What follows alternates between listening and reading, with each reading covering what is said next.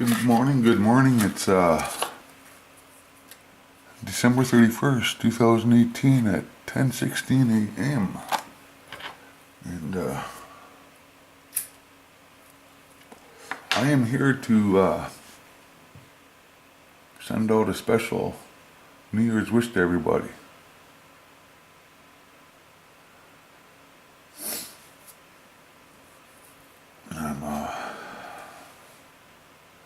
And I'd like to do so by sharing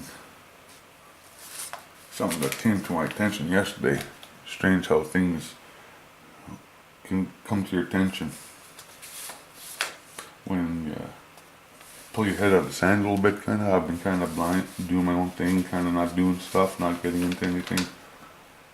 But when this video came to me, what's a no joke Janice, I guess she's calling herself, from the University of Ottawa, she claims. I've never met her, I don't know her. But what she talks about here is very interesting, has to do with that Bill C-51. I guess what?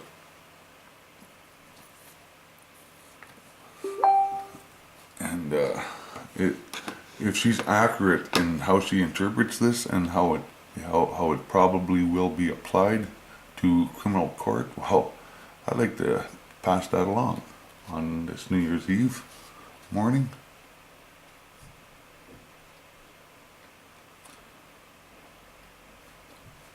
This is no joke.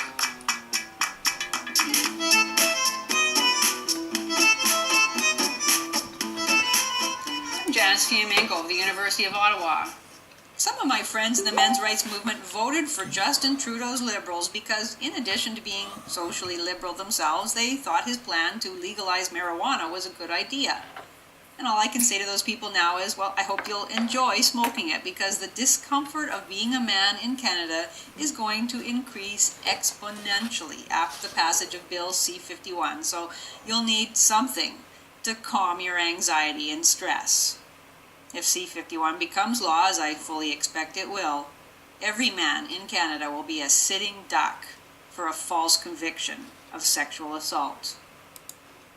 Wow, that's pretty quite the claim, eh?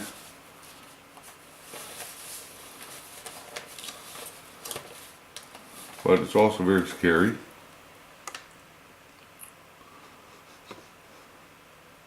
She goes on to say it amends the sexual assault legislation, all that kind of stuff. It comes out of the Gimeshie incident, which I'm not going to get into or anything because I really don't know anything about it, but I'm getting the idea of it. But those for other discussions maybe. She says it's a Victims' Rights Act. It protects the complainants, the accuser, it protects them.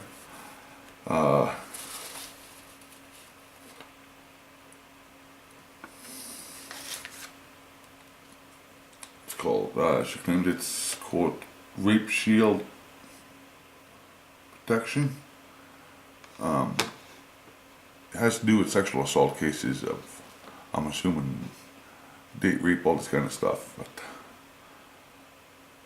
But she goes into communication of emails between accuser and accused.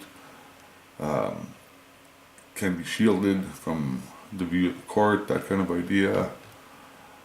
These are for legal experts to weigh in on and talk about. I'm just bringing this out because I found it very interesting, considering my own life history. To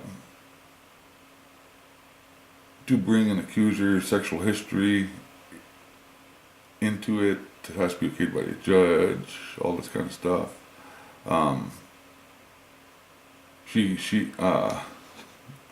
Let's see here, where is it? 311. Right here. Rape shield law that limits a defendant's ability to introduce evidence or cross-examine rape complainants about their past sexual behavior. Judge. But now, and this is quite remarkable, email communications or text messages, perhaps sent in the hours or even minutes before and after the sexual encounter, will similarly be considered part of the complainant's sexual history, and therefore will similarly have to be okayed by the judge before they can be introduced into evidence. The judge will make that decision whether to allow the evidence in a closed hearing with the defense and the prosecutor. So this is a major change. It means that, for example, in the Ghomeshi trial, in the best case scenario, the prosecutor and Ghomeshi's accusers would have known beforehand that he still had all the communications sent to him from years before.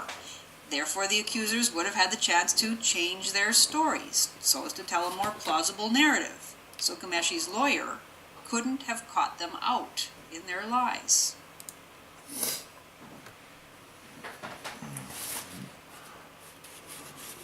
So under this new law, apparently, accusers can change their stories. They could lie. They could lie in a criminal court proceeding, is what I'm getting from this. And it's okay.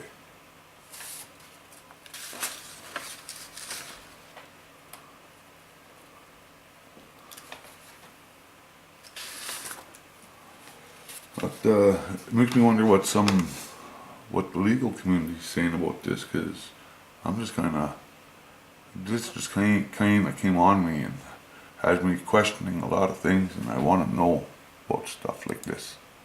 You know what I mean? So let's see. At 4 minutes 13 seconds in, she talks about a guy named Nathan Whitling. Whitling, an Edmonton criminal defense lawyer, has said of the new legislation that it is a very significant change to the entire basis of our legal system.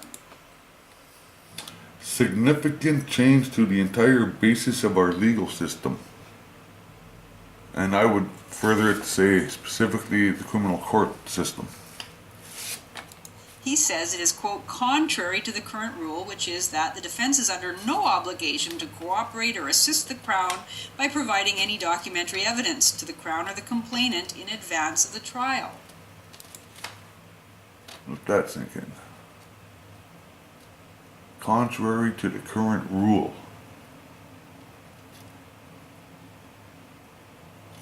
That's pretty wild, eh?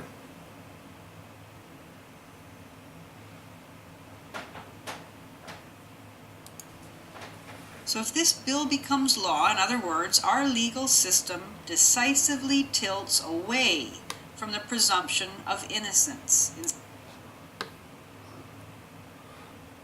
Now the defendant having to prove his innocence with both hands tied behind his back. Sex assault cases. Away from the Crown having to prove guilt beyond a reasonable doubt. Now it's the defendant having to prove his innocence, and doing so with both hands tied behind his back. Because it's quite possible, and in fact likely, that in future cases under this new legislation, many emails and texts will be excluded altogether by judges on the grounds that they put the accuser in a bad light or are not directly relevant to the case. That's pretty wild stuff, man. That's pretty wild stuff. That's some pretty deep insinuations, pretty bold claims there.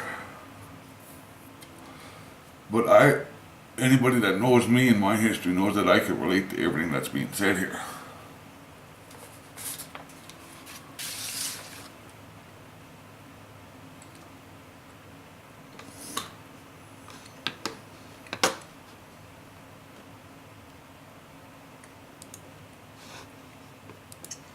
In such a trial, text messages and emails pertaining to the accuser's credibility and behavior can be excluded. You can't get more feminist than that. That even if the woman's accusation is entirely unbelievable, it's not fair to her for that to come out at trial. And as if that's not bad enough already.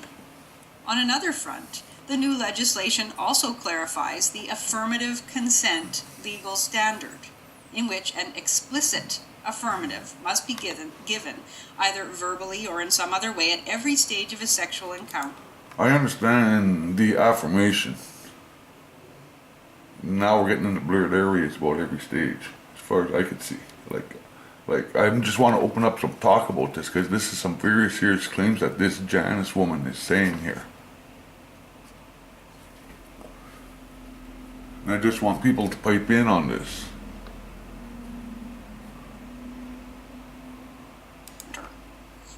It will be legally impermissible for an accused to claim that he believed the complainant consented simply because she never said no or otherwise indicated non-consent. Apparently it's asking too much of an adult woman for her to be able to say don't or stop. Wow. It seems just yesterday that affirmative consent was a pie-in-the-sky radical feminist idea being talked about on university campuses, and we all laughed about it. How can this be the basis for actual law when, according to its standard, virtually every sexually active man in Canada is legally guilty of sexual assault? Because actual law, when according to its standard, virtually every sexually active man in Canada is legally guilty of sexual assault. Because who asks his partner to say yes at every stage? Nobody. It's just not the way sex works amongst the vast majority of ordinary people, and for the law to pretend it does is nothing short of absurd. And yet we have legal experts who are fine, it seems, with sending men to jail on the basis of a fairy tale feminist standard. She claims that the legal experts seem to be fine with sending men to jail solely on a feminist standard. She says fairy tale feminist standard. But I wonder if she does have merit here. I wonder if she does, because I know how it feels to be put in a similar situation. I'm with Diana Davison waiting for the legal experts to denounce this terrible bill en masse. But so far they've been pretty quiet, except for a few. While it's a nice thing to say that complainants' rights should be protected in law, it is far more important to protect the defendant, in most cases a man, because his entire life is on the line. He stands to lose his freedom, his reputation, his livelihood, his family, everything, if he isn't given the opportunity to present a full, for a few. While it's a nice thing to say that complainants' rights should be protected in law, it is far more important to protect the defendant, in most cases a man, because his entire life is on the line. He stands to lose his freedom, his reputation, his livelihood, his family, everything. More important to protect the defendant, in most cases a man. I know what a false accusation and false conviction can do to somebody.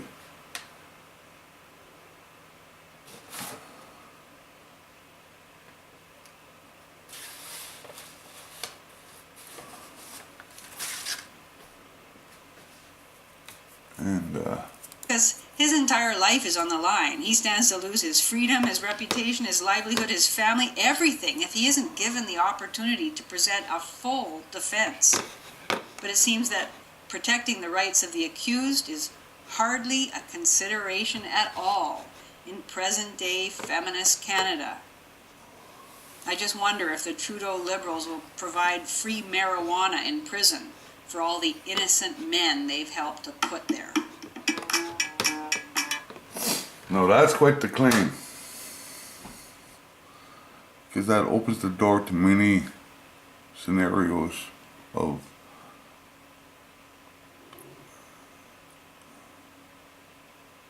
well, you decide for yourself where that leads on this New Year's Eve when everybody's Facebooking it, texting it today. Let's meet up here, let's meet up here. What are we gonna do? Where are we gonna go? Who are you gonna see? What's gonna happen?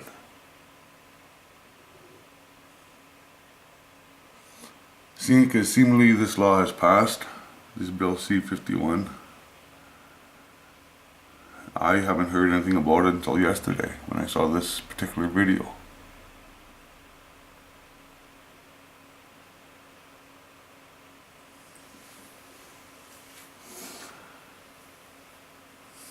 Because I would go on to add in here on something on her. She claimed right at the beginning that this law makes every man in Canada will be a sitting duck for a false conviction of sexual assault. It makes every man guilty going in. No debate, no defense. So if it makes men less, it makes all women liars. So, on those terms, like, that's just my thinking. You think for yourself, man. I'm not trying to convince you of anything. Because if I understand what this woman says here to be that, and if that is accurate, if her interpretation, if there's any accuracy to it at all, then I suggest we ring the bells and sound the alarms and do something about this. Because if every man is guilty going in, because every woman is allowed to lie, then that makes every woman a liar. I mean, that's a scary situation in a court where the burden of proof, 100% burden of proof of the Crown has been removed.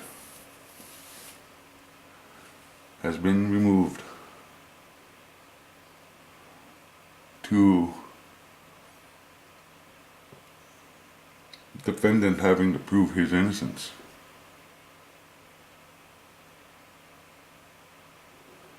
And since most defendants don't have the resources to prove their innocence, they're going to jail. So on this New Year's, I wish everybody happy, safe New Year's. Take care of yourself. And because I fear what's going to happen starting tomorrow because of this law. Happy New Year.